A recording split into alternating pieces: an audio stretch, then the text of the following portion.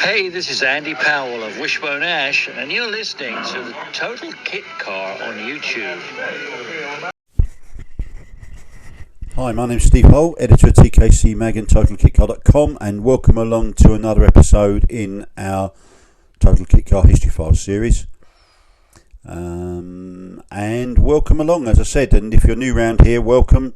We deal with the best and often the worst of the UK's kit car industry ever since 1949, really, when a chap called Derek Buckler, he was the man. He started selling replicas of his little sprint stroke hill climb car that he called Mark V, Buckler Mark V, not because it was his fifth design, but because he didn't want people to think he was green behind the ears. So, remarkable chap. We've done a voiceover on video on Derek's career, and you'll find that amongst, I think it's now 105 of the History File series videos, I think, and we're adding to them usually every week. We've had a couple of occasions where we've had a couple of weeks gap for one reason or other, pressures of getting an issue together or just holidays really, but we try and do one a week or publish one a week. Straight into this one, we're going to be looking at a kit car that's right up there on the top selling list, all-time sales top 10, I guess, of kit cars. It's called the Gentry, and it first appeared in 1973, so we're looking at 52 years. It's a grand old car, kit car, still much loved, very active owners club. Still, I believe you can still buy one, but we'll come to that as we go through this video. But had some ups and downs, but its halcyon period, its real heyday was when it was sold under the RMB Motors banner between 1973 and 1989 by a chap called Roger Blockley. He worked on the Spitfire production line. That's Triumph, not Supermarine. I don't think dear old Roger was that old. But anyway, one of the kit car manufacturers of the day. You had a Rolls Royce, bless him, a Silver Shadow, if I'm not mistaken. It had a tow bar on the back, and he'd tow his demonstrators and kits he was delivering around on his roller, which was brilliant. Much like Roger Woolley of Karma fame, who was he was nicknamed the Egg Baron of Melton Mowbray because he used his Silver Shadow to deliver the eggs that he sold every week, bless him. Anyway, apparently Roger didn't like Triumph Spitfires. He said, I remember reading somewhere that he hated them, but anyway, he worked on the Triumph Spitfire production line.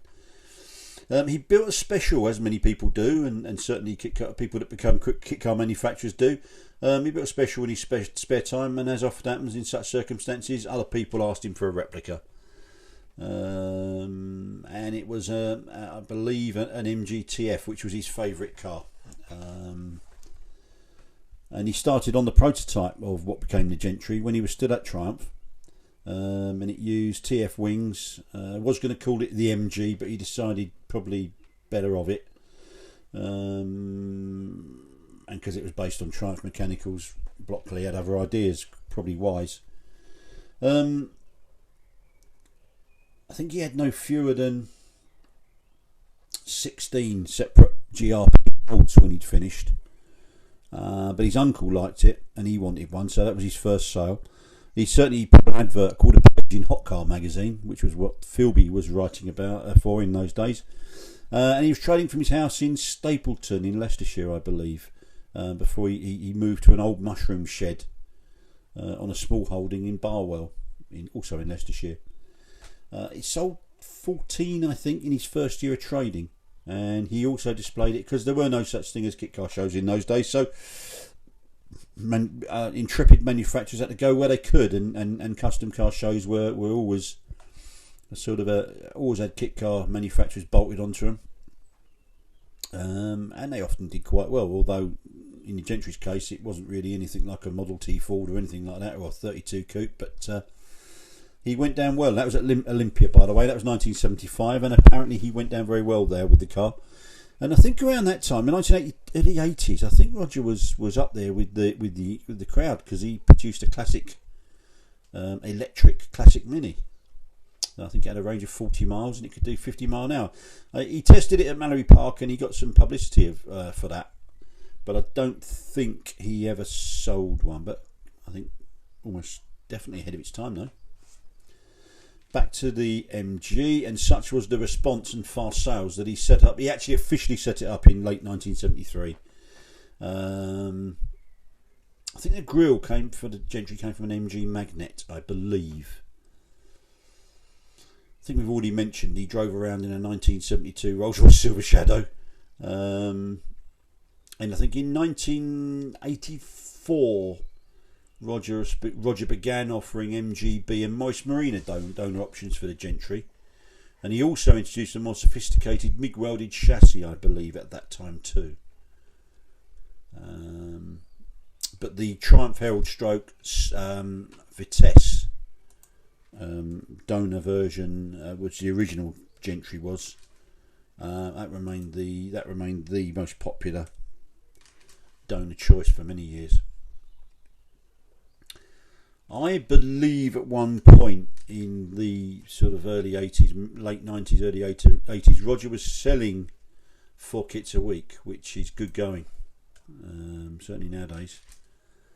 And that was consistent, 4 kits per week, every week. They could, if they wanted, customers could use the donor chassis, but I think a growing number began using Roger's specific chassis for the car.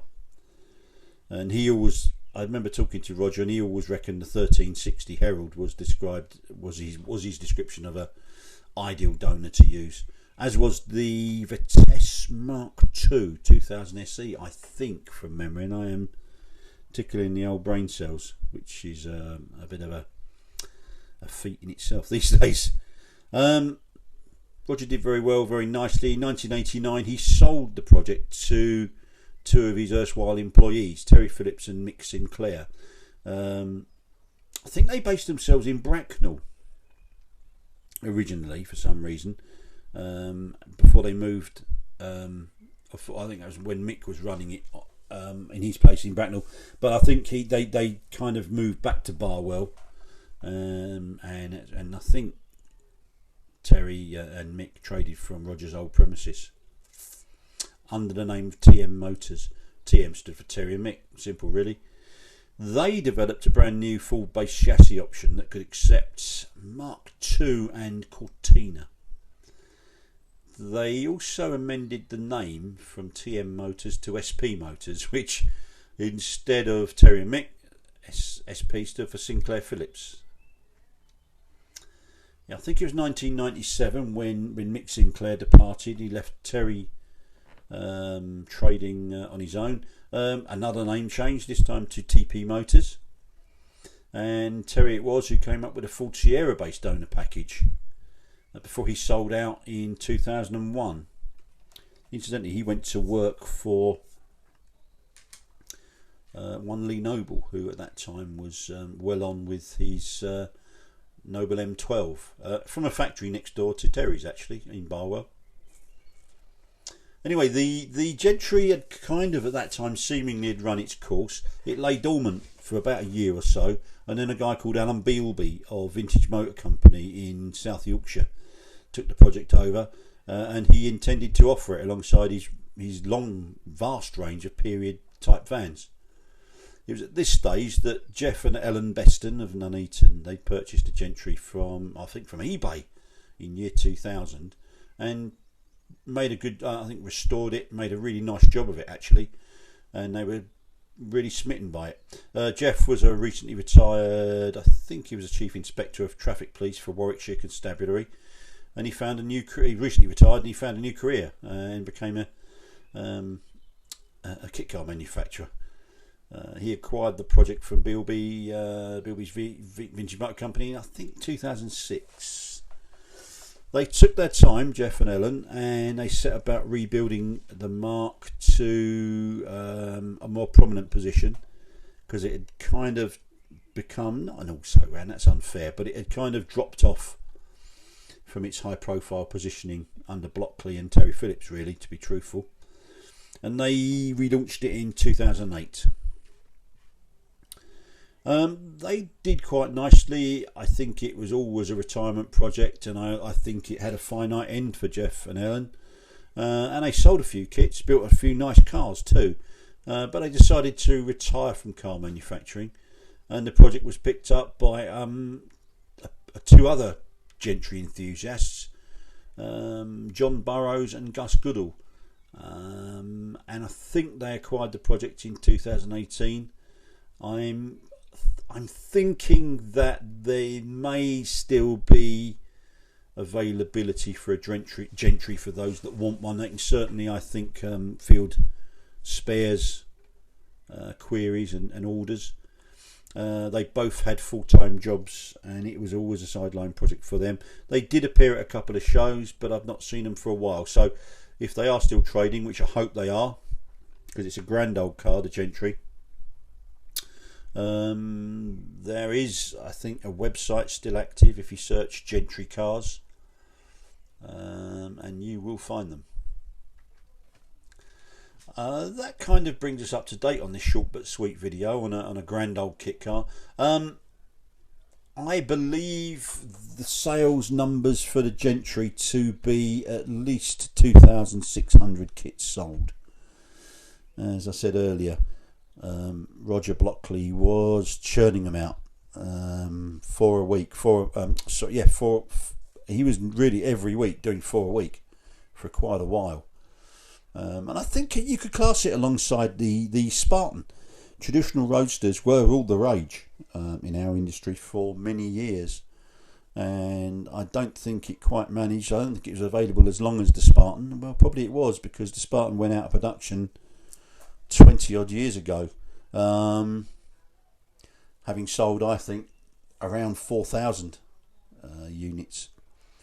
But yeah, there's something really, really beautiful about the Gentry. I think it's a lovely thing. There's some beautifully built examples out there, and the uninitiated would be hard pressed to immediately or instantly tell the difference between a genuine MG.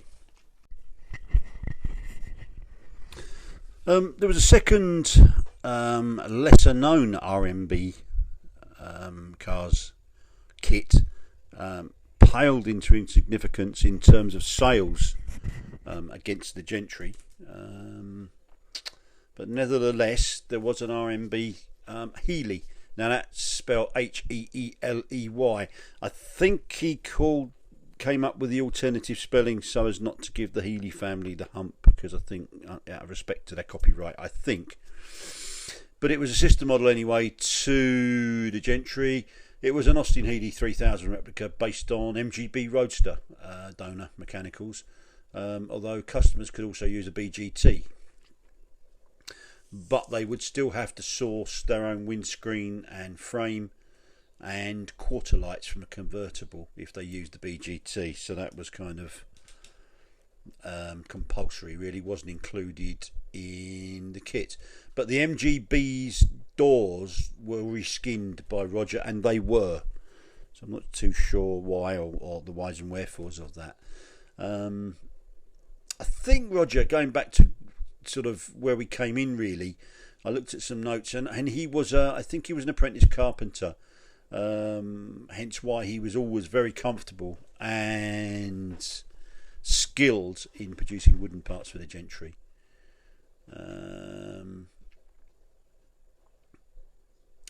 And again, a little footnote from my other notes was that I think he moved. Before he worked at Triumph. He worked at Roots in Coventry on Hillman Avenger production line before onto the Triumph Spitfire. But anyway, the RMB Healy was available between 85 and 88. 12 were made. 12 were made. We think.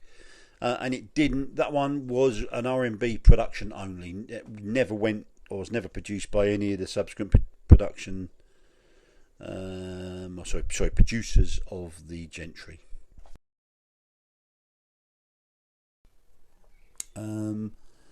Anyway, there we are. I hope it's still available. Check him out. Check John and Gus out on our website. Send them a message if you're interested. And if anyone finds out whether it is for sale or not, please let us know. You can still buy one, rather. Please do let us know. That's it from me today. A nice little 12-minute video for you. So I hope you enjoyed it. Wherever you are in the world, I hope you're having a great day. Thank you for giving us some of your valuable time today to come and listen to our video. It's early May 2025 as I record this. I think subscriptions are about 1,410, something like that from memory, as I speak here. Can we have a big push, please, and get us up to 1,500? I'd really appreciate that. If you haven't already subscribed, it won't cost you a penny. And also, if you could hit that like button, that does things. And I don't know what things it does, but it does things. And I'm always being nagged to ask you to do that. So if you could, that'd be brilliant. In the meantime, see you down the road. My name's Steve Hull, over and out.